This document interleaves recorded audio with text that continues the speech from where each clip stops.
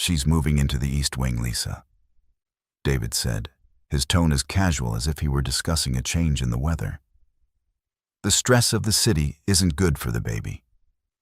Lisa stopped rearranging the calla lilies in the Waterford vase. The stem she was holding snapped, a sharp crack echoing in the cavernous foyer of the estate. She didn't look at the young woman standing hesitantly by the doorway, clutching a designer overnight bag like a shield. She looked at her husband of 10 years. "You brought her here?" Lisa's voice was a whisper, stripped of all emotion. "To my home?" "It's our home, Lisa," David corrected gently, adjusting his cuffs. "And she needs peace."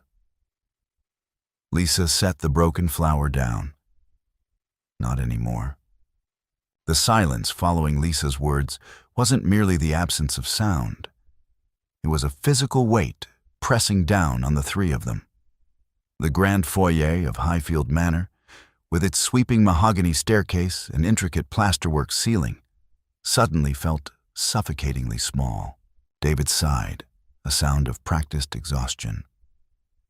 He was a man who wore his wealth comfortably, from the precise cut of his Italian suit to the effortless way he commanded a room. But right now, his handsome face was etched with irritation. "Lisa, please don't be dramatic. It's unseemly." He gestured toward the young woman, who had shrunk back slightly. "This is Chloe. She's 22. She's terrified, and she's carrying my child. You, of all people, should understand the importance of family." The barb was sharp, aimed precisely at the quiet, enduring ache of their 10 years together. 10 years of doctors, specialists, and silent, empty nurseries.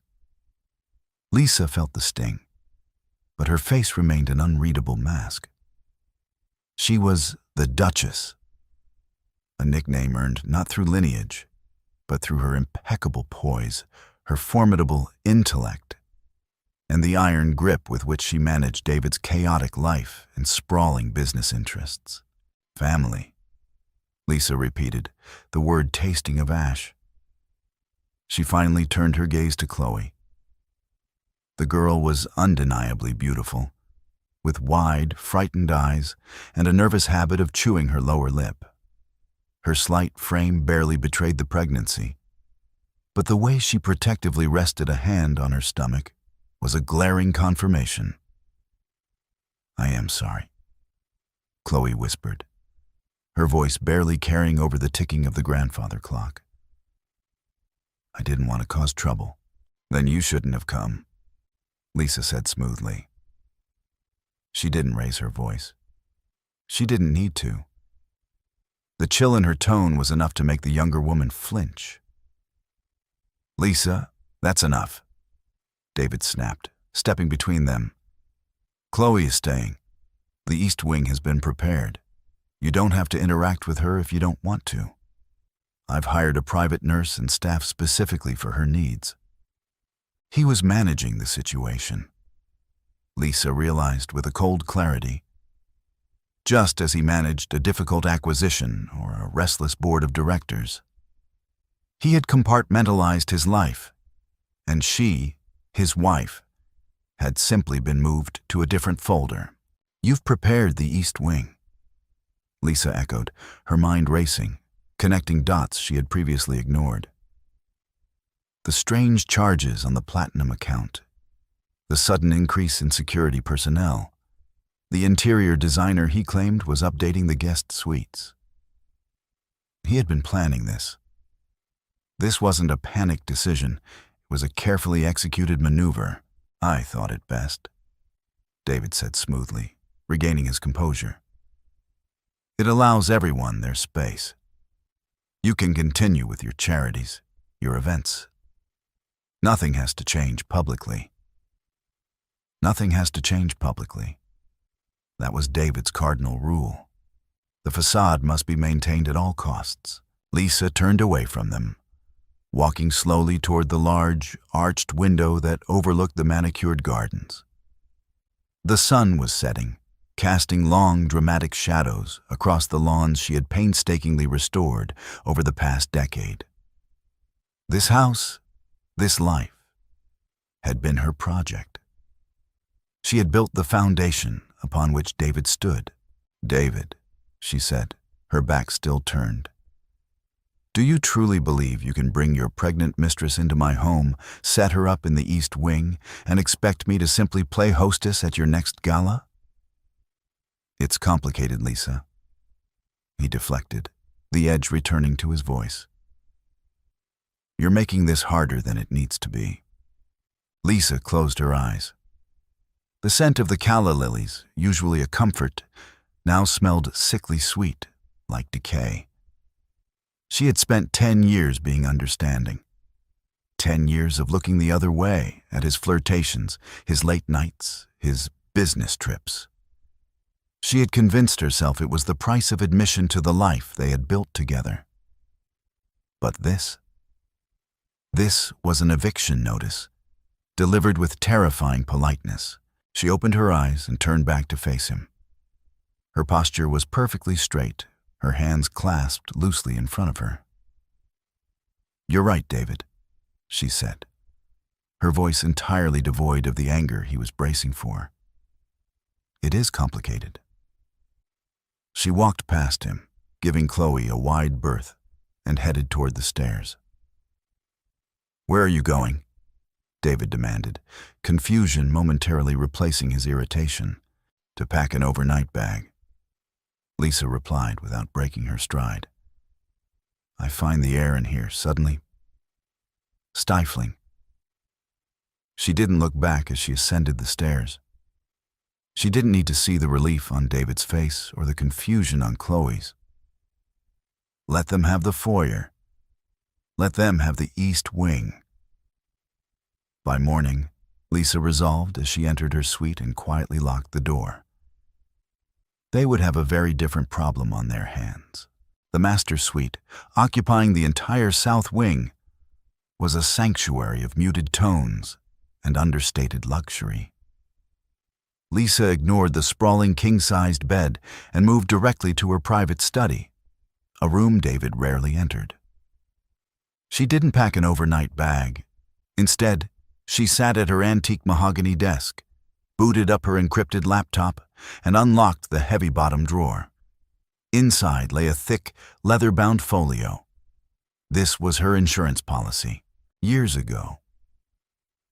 When David's first startup was teetering on the edge of bankruptcy, it was Lisa who had secured the bridge loan from her formidable father, a man who viewed David with undisguised contempt.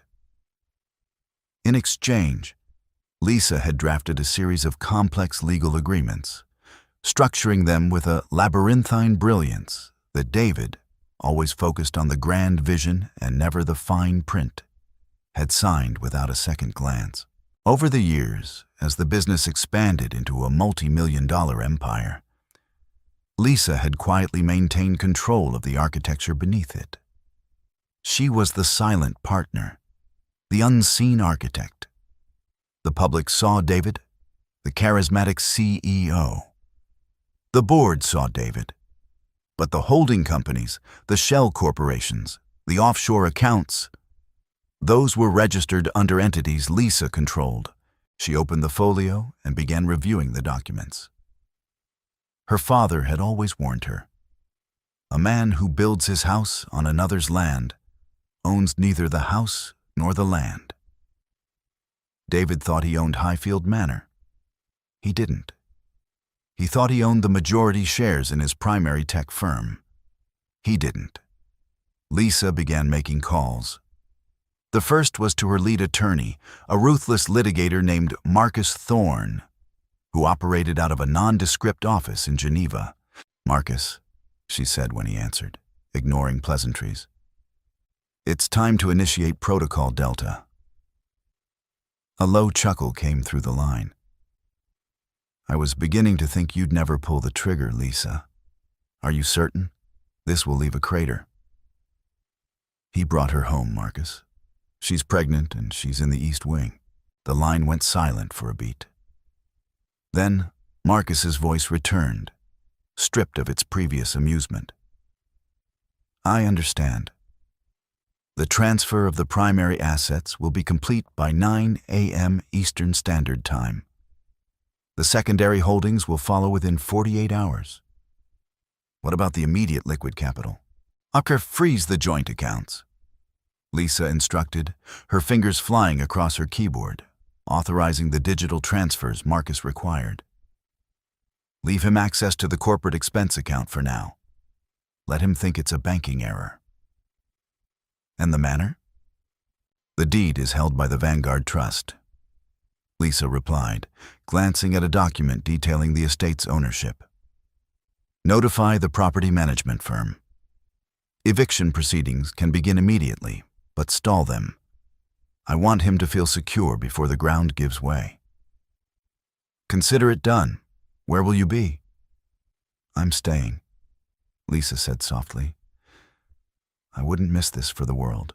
She disconnected the call and leaned back in her chair, the adrenaline finally beginning to ebb, replaced by a cold, calculating calm. She was not the weeping, discarded wife. She was the Duchess, and her husband had just committed treason within her walls, downstairs. She could hear the faint murmur of voices. David likely reassuring his young mistress, directing the staff, acting the part of the benevolent patriarch. He was so confident in his reality, so utterly oblivious to the fact that the floorboards beneath him had already been removed. Lisa spent the next few hours meticulously severing the financial arteries that kept David's lifestyle afloat. She canceled the black cards, rerouted the dividends, and triggered clauses in their prenuptial agreement that he had long forgotten existed. By midnight, David was a man standing in a palace he no longer owned, spending money he no longer had. When she finally emerged from her study, the house was silent. She walked to the large window at the end of the hallway, looking out at the darkened grounds. The security lights cast long, stark beams across the driveway. Tomorrow, David would wake up expecting an argument. He would expect tears, perhaps a demand for a divorce, maybe a negotiation regarding a settlement. He would be prepared for an emotional battle. He was not prepared for a war of attrition. Lisa smiled, a small, tight expression that didn't reach her eyes. She turned and walked back to her room, leaving the hallway shrouded in shadows. Let him sleep peacefully tonight. It would be his last night of comfort for a very long time. Morning broke over Highfield Manor with a deceptive brightness. David sat at the head of the long dining table, a newspaper snapped open before him, a cup of perfectly brewed espresso cooling at his side. He wore an expression of mild annoyance, having expected Lisa to appear and cause a scene before his departure for the office. Instead, the only sound was the clinking of silverware against porcelain as Chloe tentatively picked at a fruit salad at the far end of the table. She looked pale, the morning light emphasizing the dark circles under her eyes. The grand dining room, designed to seat 20, made her look small and entirely out of place. "Did you sleep well, Chloe?" David asked, not looking up from the financial section. "Yes, thank you," she lied softly. She had spent the night jumping at every creak of the old house, terrified that the formidable woman she had met yesterday would burst through the door. "Good. I've arranged for the chef to prepare a specific dietary menu for you. High protein, folic acid, all that nonsense," he said dismissively. "Just tell Mrs. Hughes what you need." Before Chloe could formulate a response, the heavy mahogany doors swung open. Lisa entered, dressed immaculately in a tailored charcoal suit, her hair pulled back into a severe chignon. She looked neither distressed nor angry. She looked like a CEO stepping into a hostile boardroom. David lowered his paper, bracing himself. "Lisa, good morning." "David," she replied evenly, taking a seat midway down the table, effectively ignoring the head and the foot. She poured herself a cup of tea, the movements deliberate and unhurried. "I was beginning to think you were avoiding us," David said, a hint of his usual condescension creeping back into his tone. He found her calmness unsettling. He preferred her sharp tongue. He knew how to manage that. Silence was harder to counter. "Hardly," Lisa said, taking a sip. "I simply had a busy morning. International markets wait for no one." David frowned. Lisa rarely discussed her investments at breakfast. It was an unspoken rule. Mornings were for his business, evenings for social pleasantries. "Well," David said, eager to move past the awkwardness, "I'm glad to see you're being reasonable. I have a board meeting at 10 regarding the merger. I won't be home until late." He stood up, tossing his napkin onto the table. "Chloe, Mrs. Hughes will see to you. Lisa, I assume you have things under control here." "I do," Lisa said softly, not looking at him. David hesitated for a fraction of a second, unsettled by the lack of conflict, before turning and striding toward the door. He didn't make it out of the house. He was in the foyer, shrugging into his coat held by the butler, when his phone buzzed.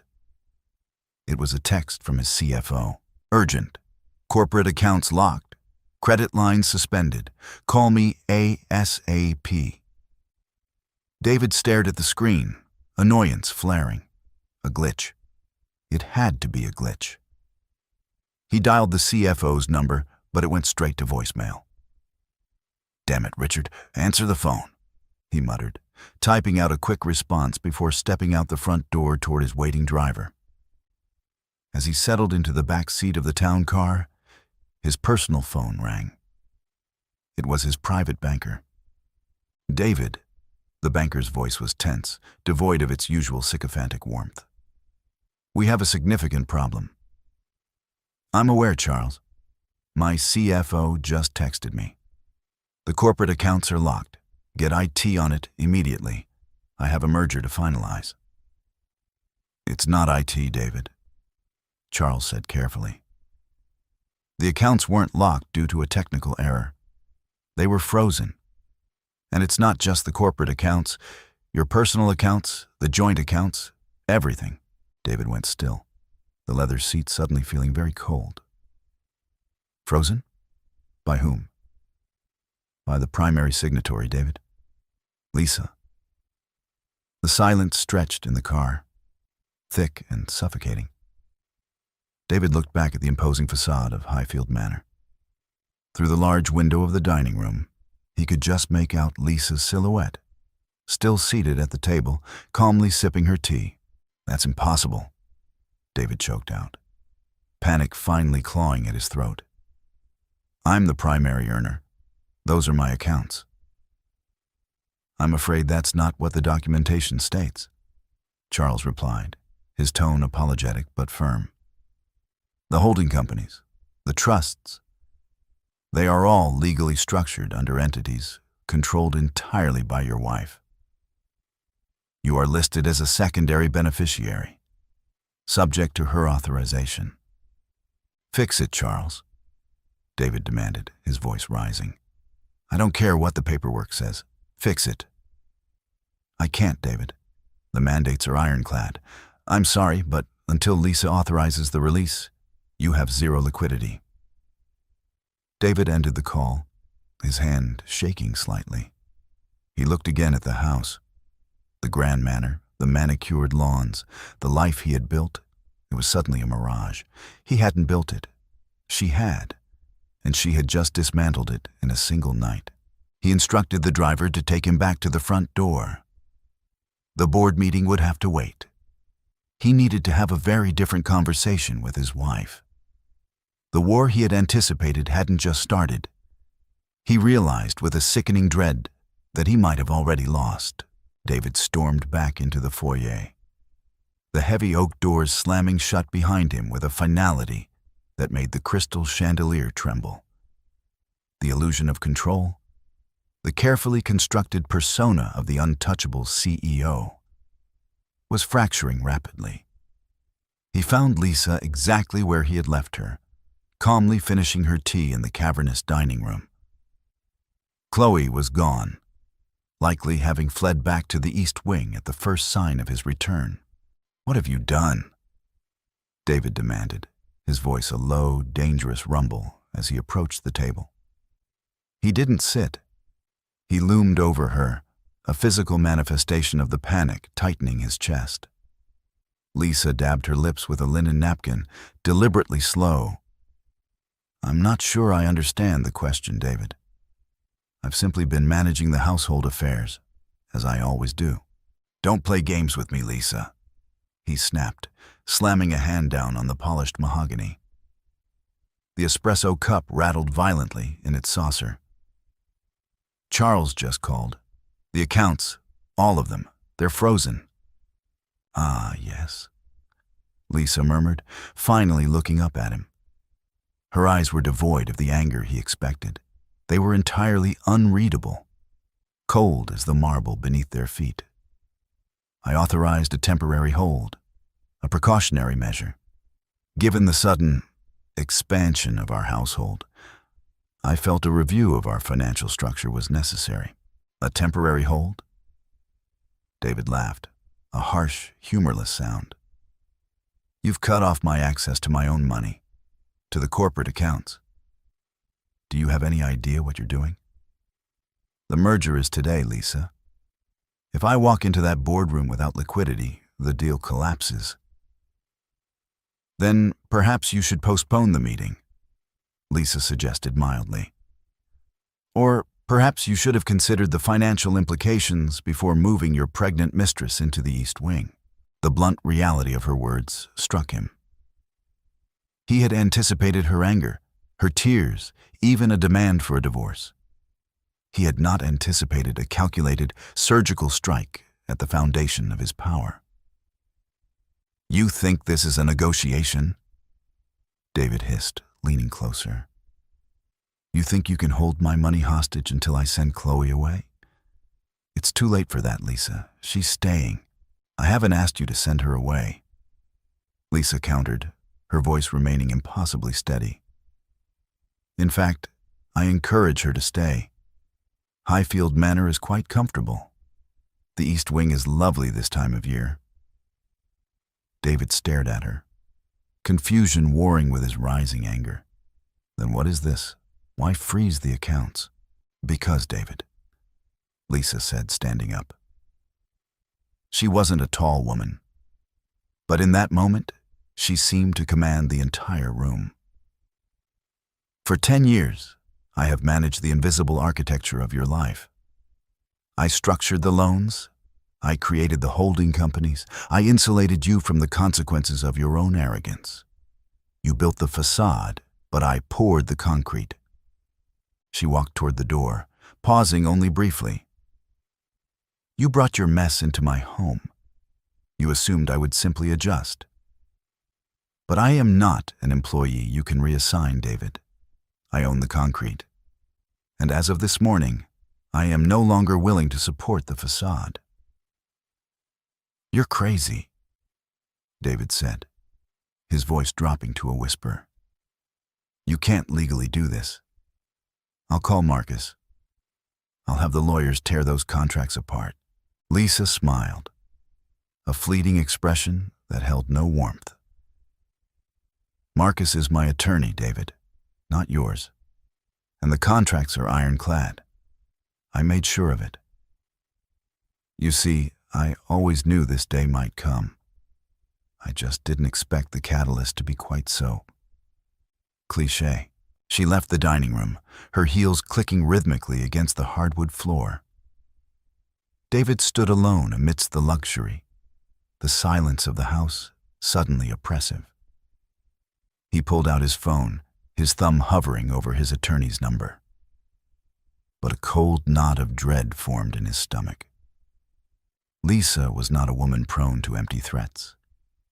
If she said the contracts were ironclad, they were. He had intended to humiliate her privately, to manage the situation and maintain his pristine public image.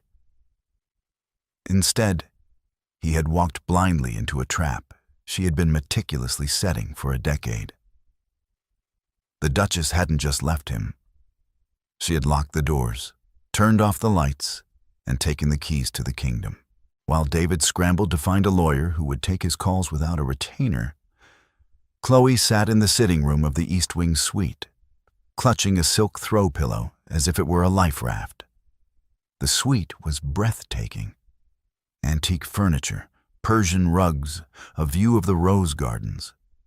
But it felt less like a sanctuary and more like a beautifully appointed cage. She had heard the slammed doors downstairs. She had heard the raised voices, though the heavy walls muffled the words. The knot of anxiety in her stomach tightened, a sharp contrast to the gentle flutter of the life growing inside her. Chloe wasn't a gold digger, despite what David's wife, Lisa, surely thought.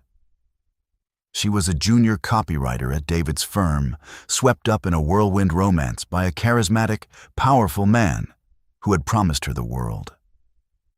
He had spun a tale of a loveless, arrangements-only marriage, painting Lisa as a cold, distant figure who cared only for social standing. When she discovered she was pregnant, panic had set in. But David had been resolute. He would take care of her. He would bring her home. He had made it sound so simple, so logical. Meeting Lisa had shattered that illusion. The woman was indeed cold, but not in the way David had described. Lisa's coldness was calculated, terrifyingly focused. She hadn't yelled. She hadn't cried. She had simply looked at Chloe with an indifference that was far more devastating than anger. A soft knock startled her. The door opened to reveal Mrs. Hughes, the formidable housekeeper, carrying a silver tray laden with a steaming bowl of oatmeal, fresh berries, and a small glass of orange juice. "Your breakfast, Miss Chloe," Mrs. Hughes said, her tone professional but completely devoid of warmth. She set the tray down on the coffee table. "Thank you," Chloe murmured, not meeting the woman's eye. She felt the silent judgment radiating from the housekeeper. "Mr. David has left for the office," Mrs. Hughes added, pausing by the door. "He said he would be late." Chloe nodded, a sinkhole opening in her chest. He had left her here, alone, in this massive, silent house, with the woman he had betrayed. Is Mrs. Lisa here?" Chloe asked hesitantly. Mrs. Hughes's expression tightened. "Madame is in her study. She is not to be disturbed. If you require anything, please use the call button. I or one of the staff will attend to you." The implication was clear. Chloe was a guest, an unwelcome one, to be managed by the staff, not acknowledged by the lady of the house. "Mrs. Hughes," Chloe started, desperation edging into her voice. "I don't want to cause trouble. I didn't want this." The housekeeper stopped, turning slowly. For a moment, a flicker of something resembling pity crossed her stern features. "Trouble has already arrived, Miss Chloe. Wanting it or not changes nothing." She left, closing the door softly. Chloe stared at the breakfast tray. The thought of food made her nauseous. She stood up and paced the room, the walls feeling closer with every step. David had promised her safety, comfort, a family. But the reality was isolation, hostility, and a creeping sense of profound dread. She walked to the window, looking out over the expansive grounds. A sleek, black town car was pulling out of the driveway. David. He was leaving to fight whatever battles he faced, leaving her behind in the war zone he had created. For the first time since she realized she was pregnant, a cold, hard truth settled over Chloe. David hadn't brought her here to protect her. He had brought her here because it was convenient for him, a way to force his wife's hand without dirtying his own. He had used her as a pawn in a game she didn't even know they were playing. And as she looked at the meticulously manicured gardens, a chilling thought took root.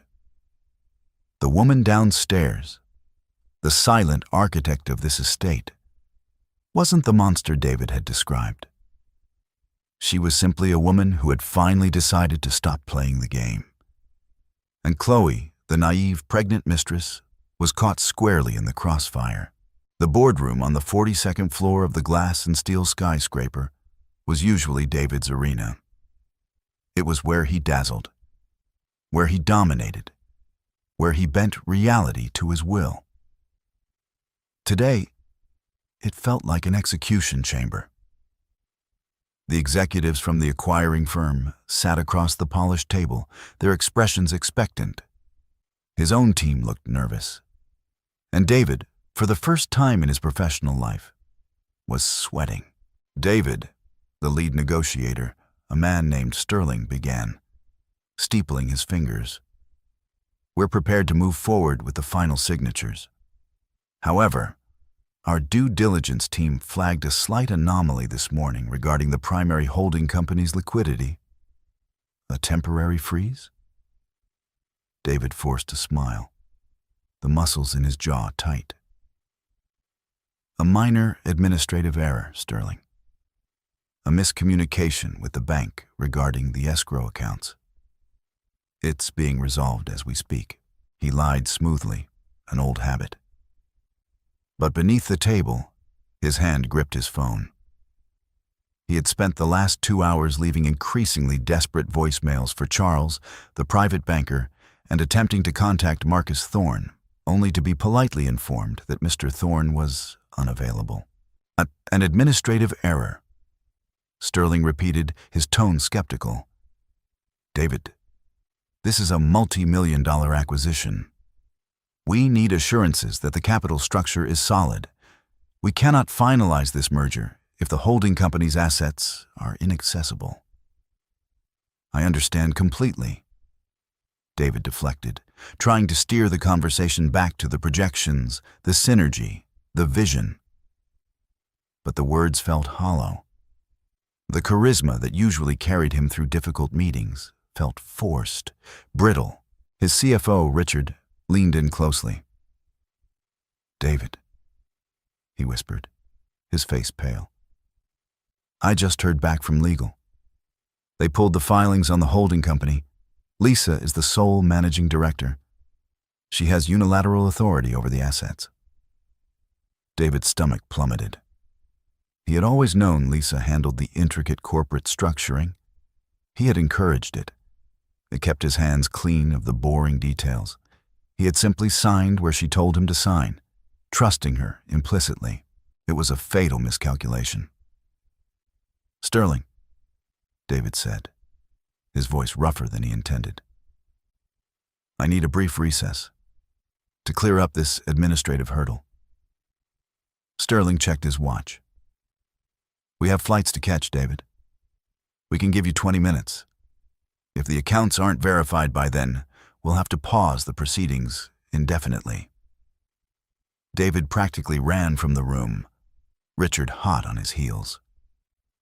They sequestered themselves in David's corner office. What do you mean, unilateral authority? David demanded, pacing frantically. It's my company. My name is on the door. Your name is on the branding, Richard corrected, looking miserable. The actual corporate entity, the one that holds the patents, the cash reserves, the contracts. It's entirely controlled by Vanguard Trust, and Lisa is the sole trustee. She can't do this, David muttered, running a hand through his hair. The panic was no longer a cold knot. It was a fire spreading through his veins. She's sabotaging the merger. She's sabotaging everything I've built. She's not sabotaging it, David, Richard said quietly. She owns it. Legally, she can do whatever she wants with it. David stared at his CFO, the reality of the situation finally crashing over him. The board meeting, the merger, his carefully cultivated image, it was all a house of cards. and Lisa had just removed the bottom tier. He had brought his pregnant mistress into her home, assuming she would simply endure the humiliation, perhaps extract a hefty divorce settlement, but ultimately allow him to continue his life uninterrupted. He had underestimated her profoundly. He pulled out his phone and dialed Lisa's number. It went straight to voicemail. "Lisa," he said, his voice devoid of its usual arrogance, replaced by a desperate edge. "Please, call me back. We need to talk. You can't do this. The merger, everything is falling apart. Please." He ended the call, staring out the floor-to-ceiling windows at the city below. He had spent his life building an empire, believing he was the king. He was just realizing that he had only ever been a tenant, and the landlord had just served him his eviction notice. The 20 minutes passed. The accounts remained frozen. The merger fell through. By the time David returned to Highfield Manor that evening, the news of the collapsed deal had already leaked to the financial press.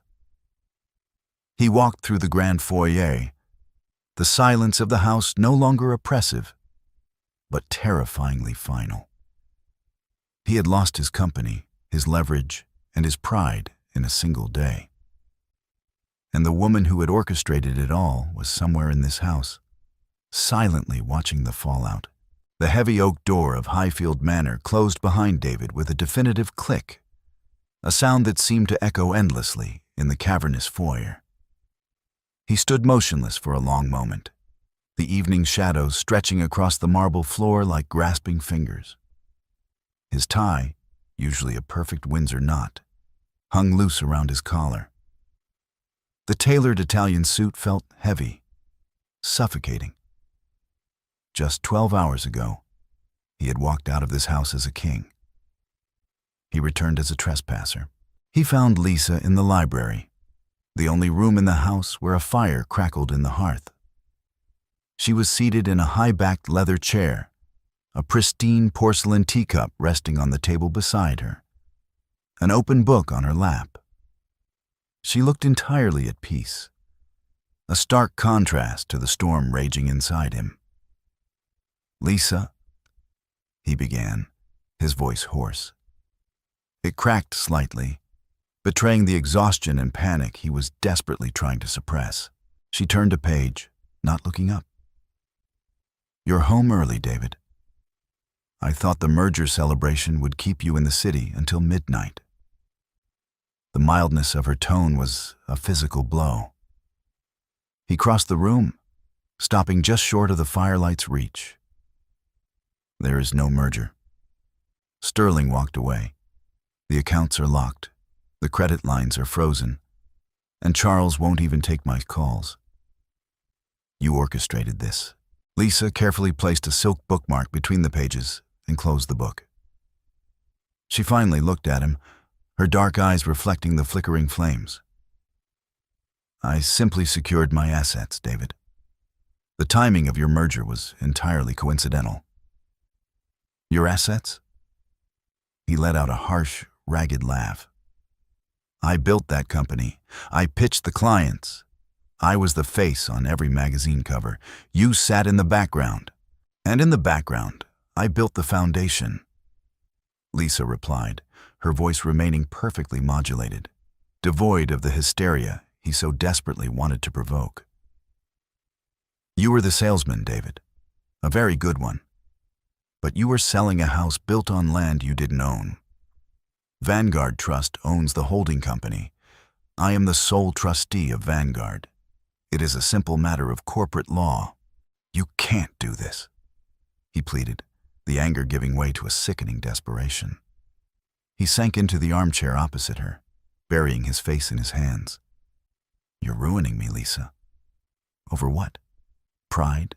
Because I brought Chloe here?" "Because you disrespected the sanctity of my home." She corrected him softly. "You assumed my silence was compliance.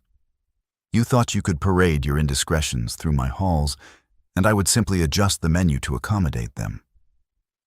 You underestimated my boundaries, and more importantly, you underestimated my intelligence. David looked up, his eyes red-rimmed. I'll fight you. I'll hire the best litigators in the country. We've been married for 10 years.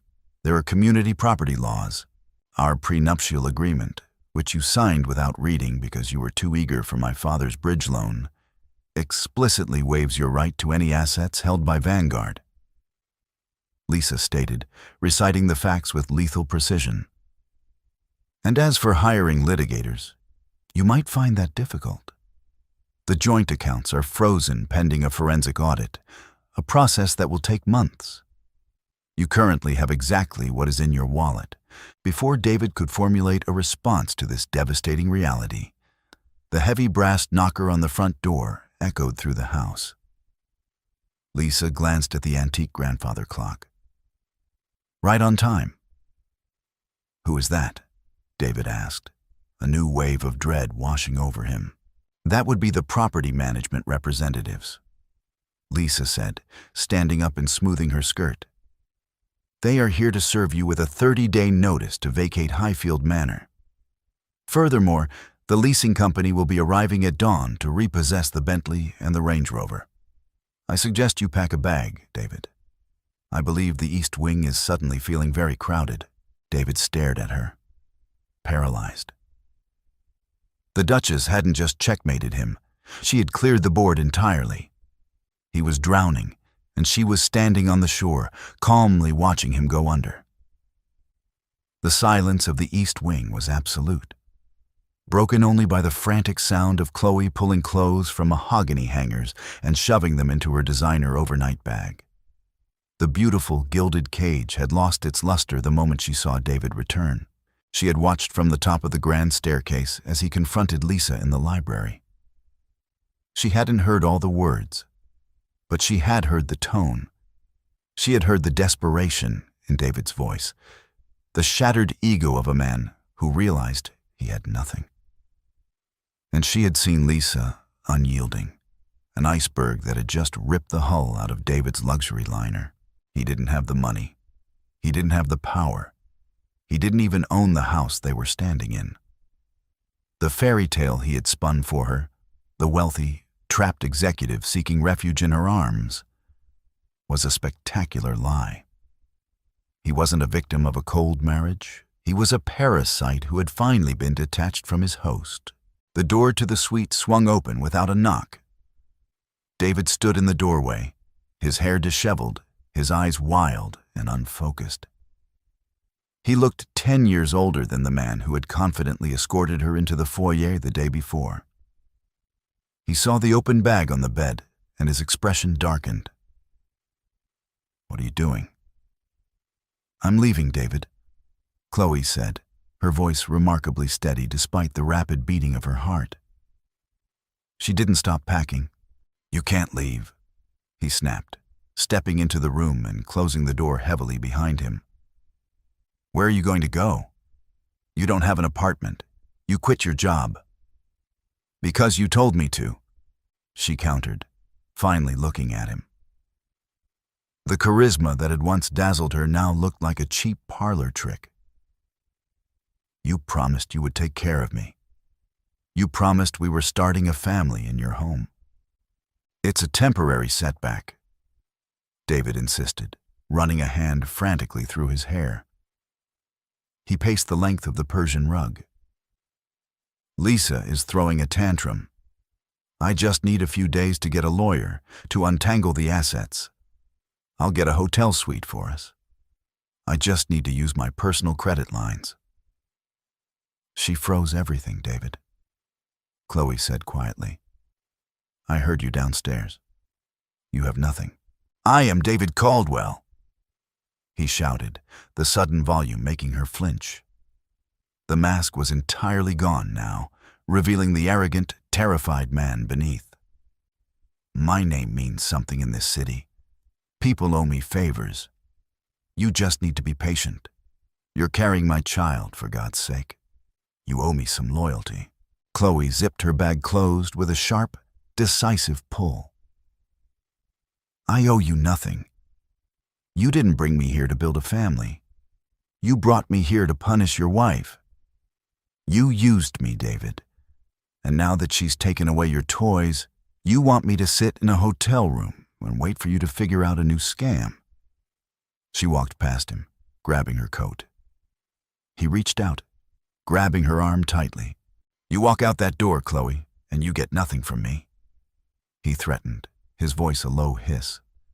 "No child support, no settlement. I'll make sure you disappear." Chloe looked down at his hand, gripping her arm, then up into his desperate eyes. She felt a profound wave of pity, not for herself, but for him. "You don't have anything to give me anyway," she whispered, pulling her arm free. She left the suite, walking briskly down the long hallway. As she reached the top of the main staircase, she saw Lisa standing in the foyer, holding a manila folder. The older woman watched her descend, her expression unreadable. Chloe paused at the bottom step. "I'm leaving." "I see that," Lisa said softly. She held out the folder. "This is a severance package from the firm. 6 months of your previous salary, plus health insurance coverage for the duration of your pregnancy. It is strictly business, Chloe. You were an employee, and your departure was poorly managed by your superior." Chloe stared at the folder, tears finally prickling her eyes. It wasn't warmth, it wasn't forgiveness, but it was grace. "Why?" "Because," Lisa said, her gaze drifting up toward the empty hallway of the East Wing. "Collateral damage should always be minimized when possible." Chloe took the folder, nodded once in silent gratitude, and walked out the heavy oak doors into the cool morning air, leaving David to face the ruins of his own making. 3 months later, the autumn wind whipped through the financial district, carrying the crisp scent of fallen leaves and the bitter sting of winter approaching. David sat in a cramped, windowless conference room in a mediocre midtown law firm, a space that smelled faintly of stale coffee and cheap carpet cleaner. He wore a suit that was a season out of date, the fabric slightly rumpled, hanging loosely on a frame that had lost 15 pounds. Across the chipped veneer table sat Marcus Thorne, Lisa's attorney, looking entirely too comfortable in a bespoke navy pinstripe. Beside Marcus sat Lisa. She was the picture of elegance in a cream cashmere turtleneck and a camel coat draped over her shoulders. She looked rested, vibrant, and utterly untouchable. "Let's review the final settlement parameters," Marcus began, his voice a smooth baritone that grated on David's frayed nerves. He slid a thick stack of documents across the table. David didn't look at the papers. He stared at Lisa. He had spent the last 90 days living in a rented studio apartment, watching his world burn to ash. Every favor he tried to call in evaporated the moment his contacts realized Vanguard Trust was no longer backing him. The luxury cars were gone. His country club membership was revoked for non-payment. "You took the company," David rasped, his voice rough. "Our Vanguard Trust maintained its ownership of the company." Marcus corrected gently. "My client simply removed you from your position as CEO due to a breach of fiduciary duty and erratic personal behavior that threatened the firm's public standing. The board, which she controls, voted unanimously." "And the debt?" David demanded, slamming a fist on the table. "You left me with all of it." Marcus adjusted his glasses. "The corporate debts remain with the corporation. However, the forensic audit revealed extensive personal borrowing on your part. You utilized personal margin loans against your perceived equity to fund a rather lavish lifestyle.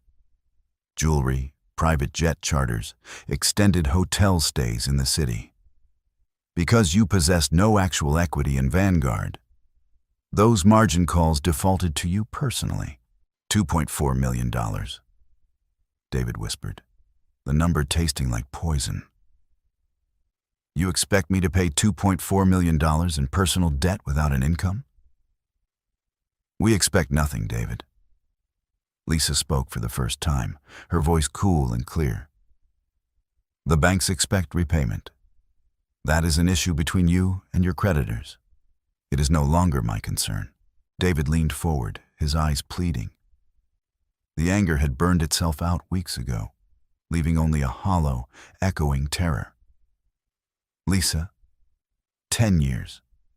We built a life. You can't just walk away and leave me drowning. Give me a consulting role. Give me a percentage of the quarterly dividends. Something.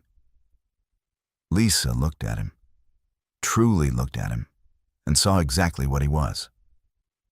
He wasn't a master of the universe. He was an illusionist who had run out of smoke and mirrors. You brought a pregnant woman into my home, David. Lisa said, her tone conversational, as if recalling a distant memory. You did it with malice, assuming I would bow to your audacity to avoid a public scandal. You thought my silence was weakness. You forgot that I was the one who drew the blueprints for your life. She reached out and picked up a sleek black pen, signing her name with a fluid, practiced motion on the top document. I am not leaving you drowning, she continued, sliding the paper toward him. I am simply turning off the pumps and letting the water find its natural level. Sign the papers, David. He stared at the signature line. If he signed, the divorce was final. He would walk out of this room officially severed from the Duchess, from the manor, from the company, and from the illusion of the man he thought he was. He would walk out with nothing but a staggering mountain of debt and a tarnished name. His hand shook as he picked up the pen. He looked at Lisa one last time, hoping to find a flicker of regret, a shadow of the woman who had quietly stood behind him for a decade. But her eyes were clear, bright, and focused entirely on the future. She had dismantled her golden cage, and in doing so, she had locked him outside in the cold. David signed his name. The scratch of the pen sounded violently loud in the quiet room. Lisa stood up, buttoning her coat. Thank you, Marcus. That will be all. She didn't look at David again. She walked out of the conference room, her heels clicking rhythmically down the hallway, a steady, powerful sound that faded away, leaving David sitting alone in the silence of his ruin. If you enjoyed this dramatic story of betrayal and calculated revenge, please consider leaving a like, sharing it with fellow fiction lovers, and subscribing for more cinematic short stories.